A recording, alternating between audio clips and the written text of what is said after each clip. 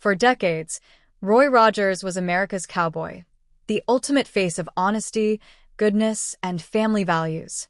On screen and off, he represented a wholesome American ideal alongside his wife, Dale Evans. Together, they made 88 movies seen by 80 million people yearly during the 1940s. Yet, behind the legendary Hollywood image lay a private, profound family story marked by immense heartbreak and quiet courage.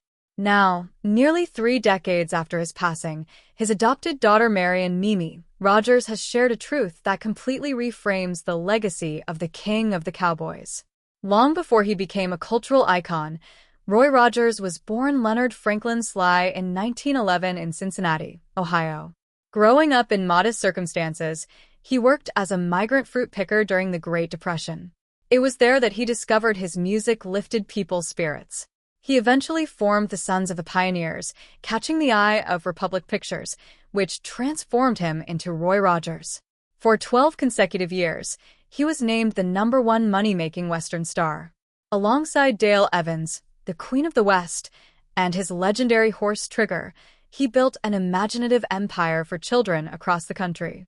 But their real lives were vastly different from the effortlessly sunny landscapes of their films. In 1950, Dale gave birth to their only biological child together, Robin Elizabeth. Robin was born with Down syndrome. In an era when doctors routinely condemned the condition and urged parents to institutionalize such children, Roy and Dale flatly refused. They insisted that Robin be included in all family publicity photos, defying the studio's fears that fans would be repulsed. Tragically, Robin passed away from mumps complications just before her 2nd birthday in 1952. Swallowing her immense grief, Dale channeled her pain into writing Angel Unaware, a best-selling book told from Robin's perspective in heaven. The book revolutionized public perceptions, teaching families that children with developmental disabilities deserved dignity and worth.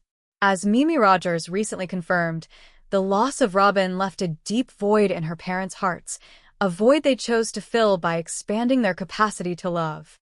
In 1954, Roy and Dale traveled across the ocean to adopt 13-year-old Mimi from a Scottish orphanage where she had spent a volatile childhood.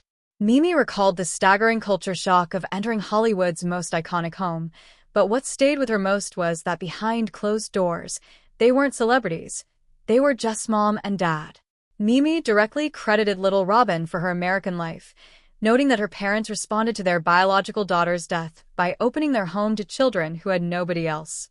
The Rogers family continued to adopt, welcoming Dodie, a Native American infant, as well as children named Sandy and Debbie, ultimately raising a blended, multiracial family of 9 children at a time when it was genuinely unusual. Yet, tragedy continued to hunt the family. In 1964, their 12-year-old adopted daughter, Debbie, was killed in a devastating church bus accident. The very next year, their 18-year-old adopted son, Sandy, passed away while serving in the military in Germany. To lose 3 children is an unimaginable burden, yet Roy and Dale relied on their deep Christian faith to keep moving forward, sharing their hope publicly at Billy Graham Crusades. If you're enjoying this video, make sure to check out the other stories and shocking updates on our channel. We've covered many incredible celebrity journeys, tragic endings, and untold Hollywood secrets that you don't want to miss. Binge watch our previous videos to discover more surprising facts, emotional stories, and where your favorite stars are today.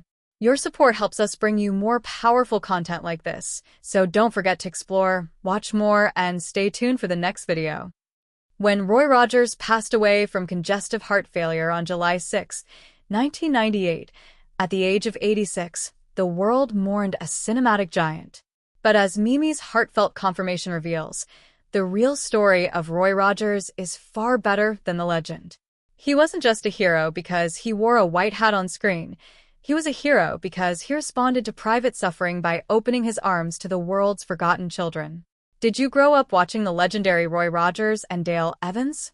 Let us know your favorite memories in the comments below. If this emotional deep dive into Hollywood history touched your heart, please like, subscribe, and turn on the bell notification so you never miss a brand new video from us here at Royal Time of Hollywood.